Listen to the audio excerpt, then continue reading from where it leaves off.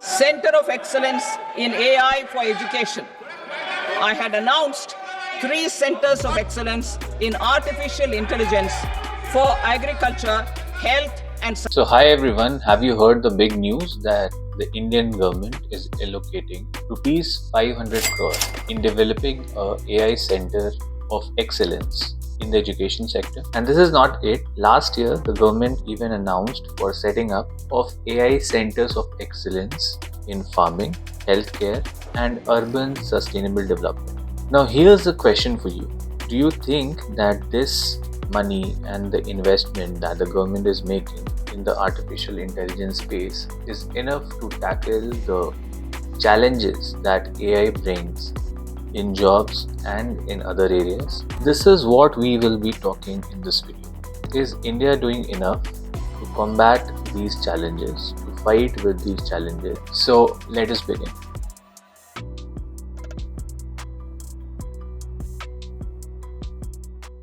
Okay, so first let's talk about a very important thing, that how technology changes the job landscape. So we know that every time there's a big technology shift happening, like the Industrial Revolution in the 1930s and the computers taking over in the late 1980s, then there are new jobs popping up and the old jobs are displaced by these new kind of jobs.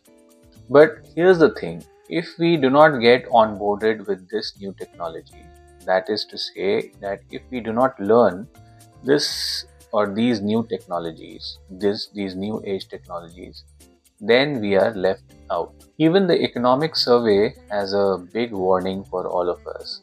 The report says that the low skilled and the mid skilled people in India are in trouble because their jobs can be taken by the automation that artificial intelligence brings in. There's another kicker from McKinsey, McKinsey, which is the big consulting firm. So it says that about 375 million people in the world will have to acquire new skills and will have to switch jobs to stay relevant in this new age of artificial intelligence. So these numbers are huge, and it is not only about losing jobs, it is also about acquiring new skills to stay relevant to the new job market. The AI is getting smarter and smarter these days, and in a few years from now, you would see that these intelligent machines would replace us in the office jobs also. Like I would tell you, in Canada,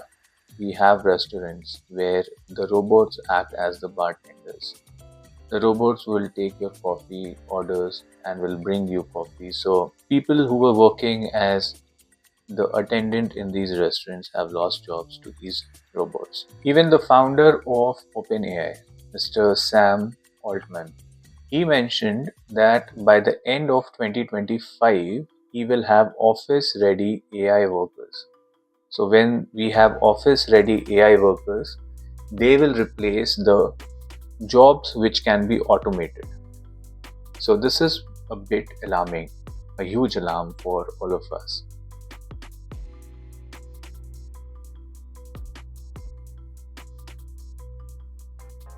Now that we have talked about the risks with the advent of the advanced artificial intelligence technology, we both agree that we should invest time and money into AI, right?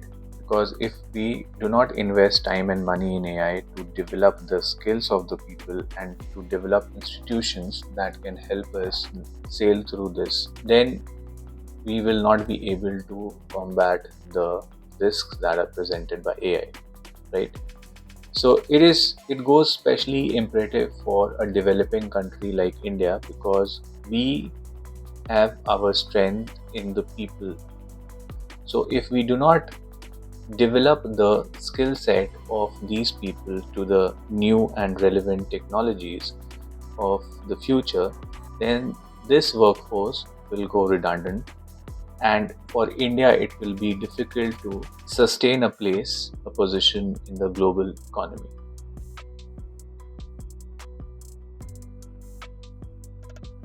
So let us take a look at the current ranking of India, where India stands in the AI space. Let's have a look onto that. You will be happy to know that India stands among the top 5 countries in the world in terms of developing the AI ecosystem, like the infrastructure needed for AI and the investment needed in AI.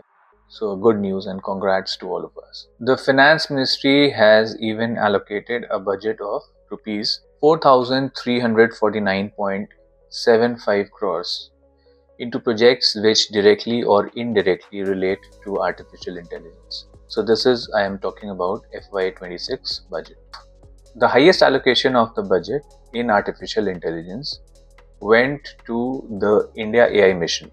So this mission, the India AI mission, aims to bring artificial intelligence in the critical sectors of India like agriculture, healthcare, urban, and education, as we saw. So these center of excellence that we saw, like 500 crore rupees of investment of building a center of excellence in artificial intelligence in education sector and farming and healthcare that we talked about at the starting of the video, are all part of this India AI mission. And this has the highest budget allocated in all the budget that is allocated in the AI space in India, of all the 4,000 or something crore that we talked about. So if you're thinking about building a model in AI, then it's good news for you, because now the government will support you to get these GPUs at a subsidized rate. And this is all under the India AI mission. And what is the budget allotted to this India AI mission? This is rupees 2,000 crores. Yes, rupees 2,000 crore this year, as against the 551 crore last year. It has risen 4 times as compared to the last year. But now let's compare our AI ecosystem and the investment that we make into artificial intelligence with the investment that other leaders in AI like USA, China, UK are making. Let's compare that. When we compare the investments that India is making in the artificial intelligence space, like the 4,000 crore that we talked about, and when we compare it with countries like USA, China, UK, which are the other leaders in this AI ecosystem, then the difference between these investments of what India does and what these other leaders are doing in AI is strikingly high. So for example, when you look at USA, the investment that it announced in artificial intelligence, it is a staggering 500 billion US dollars. And you remember that India has allotted rupees 4,000 crore. Now rupees 4,000 crore, when you convert it into US dollar, it is just 0.46 billion US dollar. So India is allotting 0.46 billion US dollar, and USA is allotting US dollars 500 billion.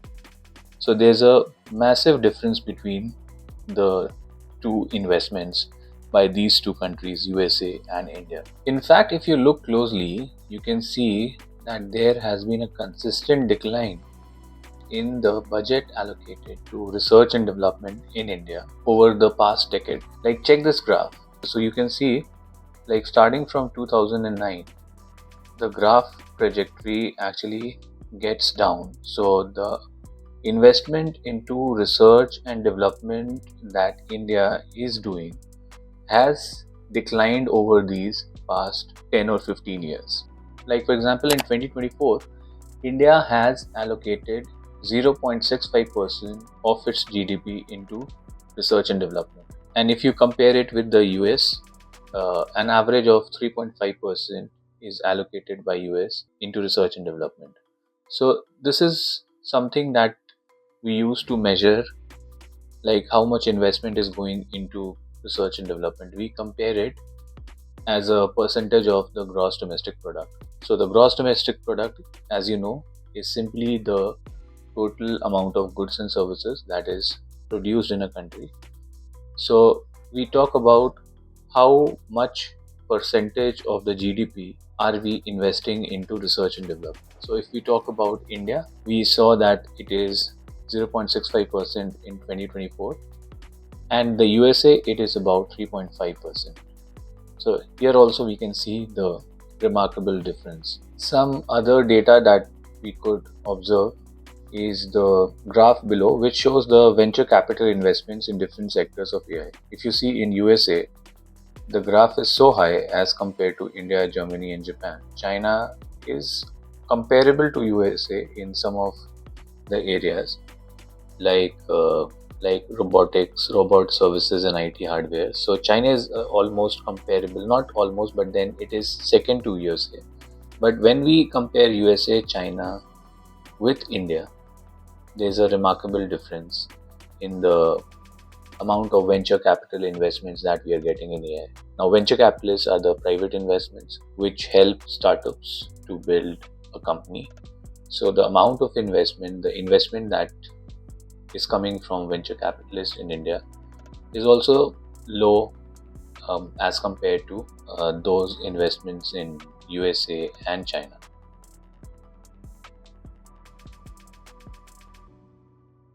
So back to our question of, is India doing it enough? Like, is India investing the right amount of time and money into developing artificial intelligence ecosystem and developing the youth, upskilling them? Is India doing it enough?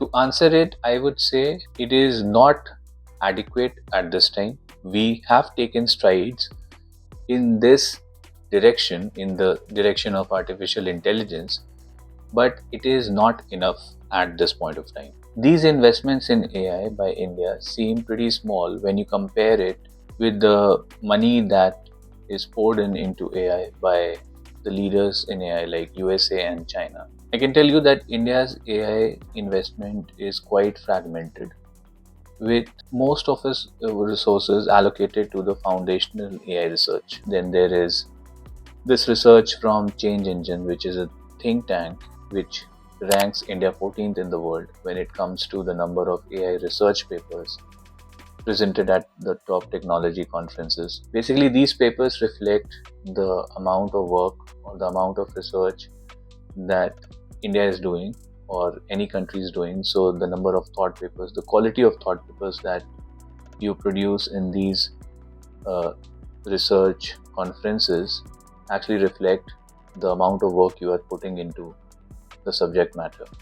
So India ranks 14th in that perspective when we talk about the quality of research, the number of research papers that India is producing. So this is quite concerning because if you look at the ranking, of course we are in the top 5 countries when it comes to developing the AI ecosystem. But when we talk about the difference that lies when we compare it with countries like USA, China, UK, this difference is remarkable. So while we are making our strides in the artificial intelligence space, we need to step up our game so that we can fill in those gaps, the big gaps, the massive gaps that we have with other countries, with other leaders in AI like USA, China, UK, Germany and all those big players. You can say that why are we comparing the Indian investment into AI with big players like US and China?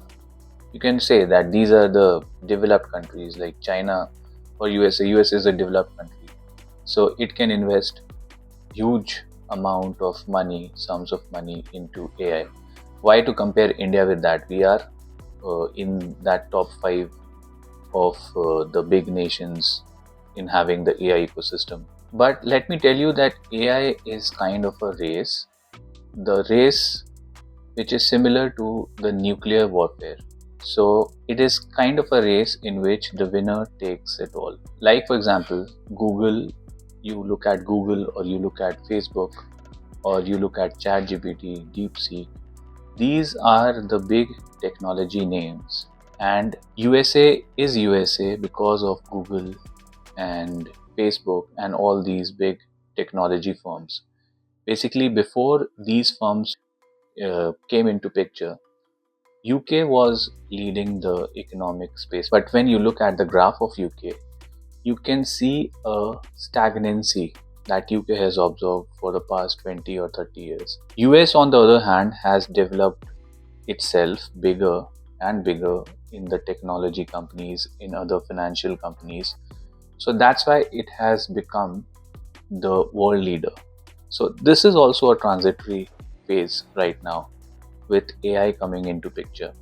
So if we do not invest at par with at par with these other leaders in the space like US and China, we will be left behind. Our workforce, the labor workforce or our youth will not be able to grasp the new age skills that are needed to stay relevant. We can go jobless. So I would not comment further on whether India is doing enough in the artificial intelligence space or not, because I strongly believe that India has got the capability, and quite recently it has realized that it needs to invest in this space. But still, of course, as I said, we need to step up our game. We need to go further and further to match the level of the game that countries like US and China are playing. We also want our own chat GPTs and the DeepSeek AI models. So on the policy side, as the economic survey report that I talked about earlier also points out, we need two kind of institutions to combat or mitigate the risks that AI may present in the future. First is the enabling institutions, and second is the ensuring institutions. So think of enabling institutions as your personal trainers for the workforce. These enabling institutions will be there to upskill the workforce, the youth, to acquire the new age skills needed to stay relevant in this artificial intelligence age. So just like a training institution helps you build the confidence and the strength, these enabling institutions will also help you to build on your confidence, your skills, your strength in new age technology space. And then we have this other kind of institution that we need to develop and invest into, provide funding to, which is the ensuring institutions. So these institutions, the ensuring institutions, are the safety nets for the workforce. So these ensuring institutions, as the name suggests, will provide you the support in terms of providing you with the financial support, the mental support, and emotional support at the times of at the challenging times when, let's say, an AI technology takes your job. So at that time you will need, first of all, financial support, then mental support, some emotional support. And so these ensuring institutions, if we work on them, if we work on building these kind of ensuring institutions, then they will help us, help the youth in these challenging times. Like, for example, I would tell you, in Canada, where I'm living right now, we have our employment insurance. So anybody who loses his or her job gets an insurance from the government, and basically the government pays 50 to 60% of your salary for some time when you can find a new job. So for example, you can be paid by the government for a year at least, 50-60% of your salary when you can try and find a new job. So this is an example of an ensuring institution. So in India also, we need to invest in these ensuring institutions like we have in other developed and developing countries. So I would like to mention a recent event that occurred on Twitter. So it happened, like, there was a debate going on, like, why India is not able to produce its own chat GPT or a DeepSeek AI model like China did and USA did. Why India is not able to invent or develop its own AI model. So one of the key reasons pointed out in this debate for India not being able to develop these kind of new age technology models is, the reason was, one of the key reasons that was pointed out was lack of consistent funding into research and development. Let me elaborate. You see, when you start inventing or developing something, first you get a prototype. The prototype is the first version of the product that you want to develop. Now, you need consistent funding to keep going with your project. If the funding stops at the time you have a prototype, then all your project is wrapped up at that very point, right? For example, the Chinese models, whenever China develops something, the Chinese models may not be great at first, but they keep on getting the consistent funding, and this gives them the chance to further refine and enhance their models. Like, look at their electric cars now. They have come a long way in this electric car manufacturing space. Initially, the electric cars, everybody laughed at their electric cars. USA laughed at the electric cars that China produced, but they kept on working on refining this technology of electric cars, and now China is one of the leaders in the electric cars manufacturing space. And here's a thought that really puts things into perspective. India spent $74 million on the Mars orbiter Mangalyaan and $75 million on last year Chandrayaan 3. That is impressive, but do you know that it is actually less than the $100 million spent on the science-fi thriller Gravity?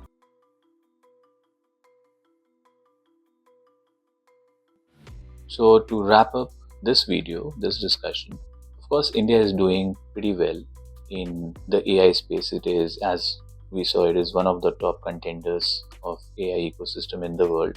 But we need to step up our game. If you have any comments, if you have any suggestions that you think that India should do, like I provided that we should look out for two kinds of institutions, and this is not my suggestion, but I am just reiterating what the economic survey suggested, that we should have two kinds of institutions. One is the ensuring institution and one is the enabling institution. If you have any comments and suggestions, please let us know. Let's keep this discussion going on, because this AI race is critical. It can have impacts on a large number of jobs, and if you're young, you should always be asking questions. You should upskill yourself in the new tools that are coming in the market, the new AI tools that are coming in the market. At our times, it was Microsoft Office that we should have known if we want to be relevant to the industry, if we wanted to be hired. Now we also are looking forward to learn these AI tools like ChatGPT and prompts and all. So you should also invest your time in learning these new cool AI tools, because it will make you efficient and relevant to the industry. So thanks for joining me today, and you have a good day. Let me know your thoughts and comments. Have a good day.